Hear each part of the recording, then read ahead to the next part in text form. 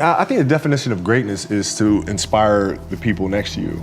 I think that's what greatness is or should be. It's not something that lives and dies with one person. It's how can you inspire a person to then in turn inspire another person that then inspires another person. And that's how you create something that I think lasts forever. And I think that's our challenge as people, is to figure out how our story can impact others and motivate them in a way to create their own greatness. There's a quote from one of my English teachers at Lower Merion named Mr. Fisk. He had a great quote that said, "Rest at the end, not in the middle." And that's something I always live by. You know, I'm not gonna rest, I'm gonna keep on pushing now. There are a lot of answers that I don't have, even questions that I don't have, but I'm just gonna keep going. I'm just gonna keep going, and I'll figure these things out as we go, right? And you just continue to build that way.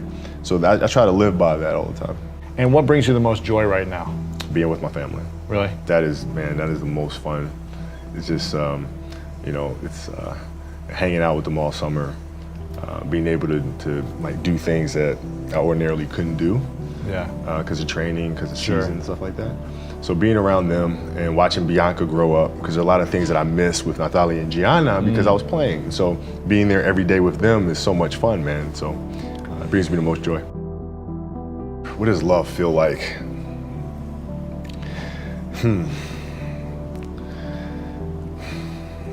Happiness is such a, I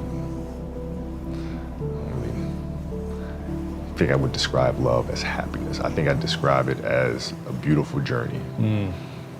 It has its ups and downs, right? Whether it's in marriage or whether it's in the career, things are never perfect. But through love, you continue to persevere and you move through them. You move through them. And then through that storm, beautiful sun emerges. Right? And inevitably another storm comes. And guess what? You ride that one out too. So I think love is a certain determination and persistence to go through the good times and the bad times with the someone or something that you truly love. My parents were great. Growing up, they instilled in me the importance of imagination, of curiosity, and understanding that, okay, if you want to accomplish something, I'm not just going to sit here and say, yes, you can do whatever you want. Yes, you can, but you have to also put in the work to get there, right? So they taught me that at a really early age, man. And when you grow up as a kid thinking that the world is your oyster, and all things are possible if you put in the work to do it, you grow up having that fundamental belief. My mom was there on a daily basis.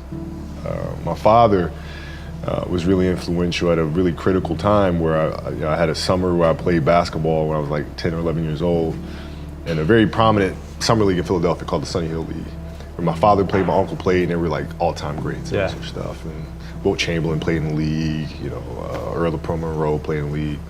And here I come playing, and I don't score 1 point the entire summer. Really? Not one. How old were you?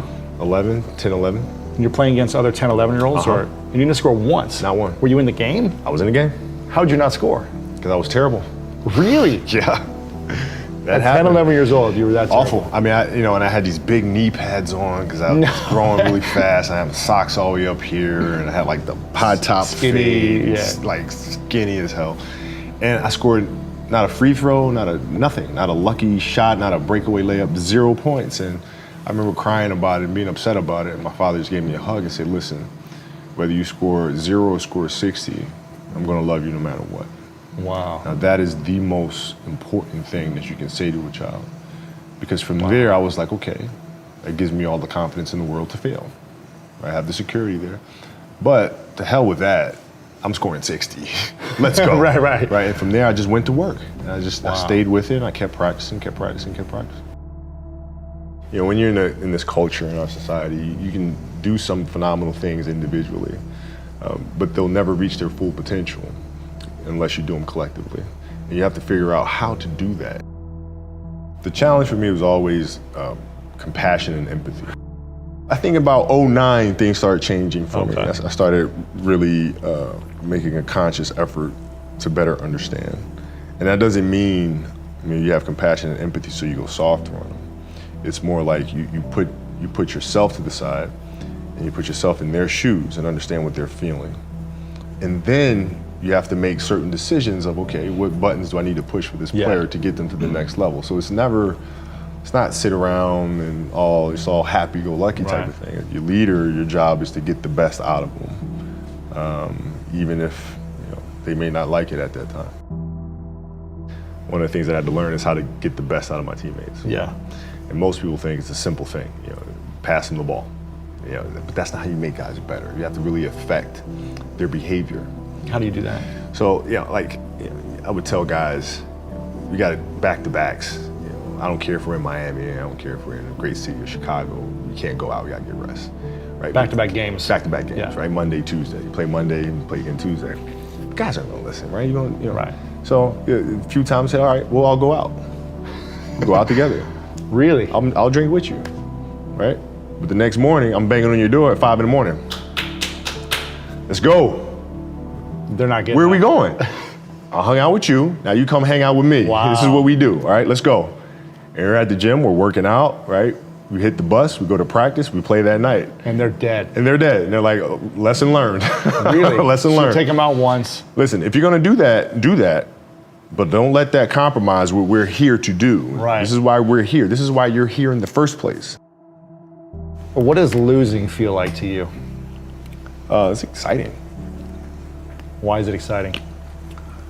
Because it means you have different ways to get better. There's certain things that you can figure out that you can take advantage of, right? Certain weaknesses that were exposed that you need to shore up, right? So it was exciting. I mean, it sucks to lose. Right. But at the same time, there are answers there if you just look at them. I'll give you an example. So Lou Samuelson is one of the best college basketball players in the country. She plays at UConn. She's going to be a senior. And they just had a really tough season last year where they lost to Notre Dame in the final.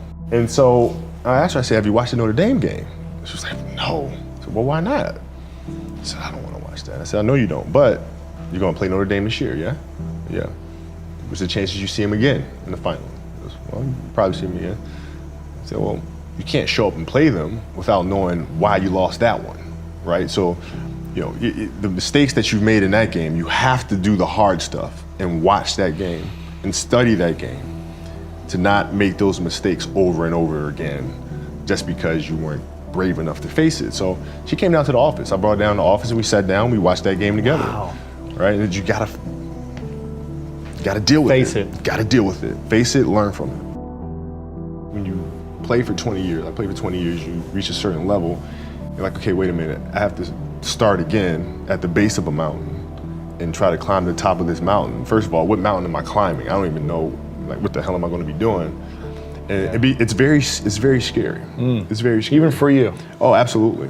Wow. Absolutely. And the thing that helped me actually was hurting my Achilles, because that forced me to sit there and say, okay, the day could be today that your career is over. Now what do? You have these ideas about doing something with your life after basketball, but what if today is the day that's it? Now what do you do? So I had all this time sitting there with my Achilles injury and contemplating and thinking, and I said, I better get to work. Wow. And that was that. The mentality book is really about process and craft. I've broken the book up into 2 sections. And process is really about the process of preparing, through injury, recovery, studying of the game. And then the craft is the actual performance and the tactics. And so a lot of things that I learned through the game were through photos. You can look at a photo and see like a player making a move and look at the angle of his feet, look how he's using his hands on defense, and I can really break down things to the smallest detail through that. And that's what you'll see in this book. I mean, it's really a basketball Bible. You'll see how I break things down, like how I'm looking at things to the smallest of detail. Yeah. And that's the best way to understand how to have that kind of mentality, is to ask questions, and then find answers. And then that lead to more questions, and you find more answers, and that's what the book is. So how can we teach our children what it means to work hard? Well, you do it through training, right? So when I get up in the morning, my daughter goes with me. 4 a.m.? 4 a.m. My 15-year-old goes with me. She goes with me before school, and it becomes a daddy-daughter thing. That's cool. She just got her permit, right? So she drives in the morning. It becomes a cool thing, right? But through that process, she understands the value of hard work and things taking time. And the same thing with my 12-year-old, right? She practices every day, right? And so it's through those behaviors is where I find the motivation to do it.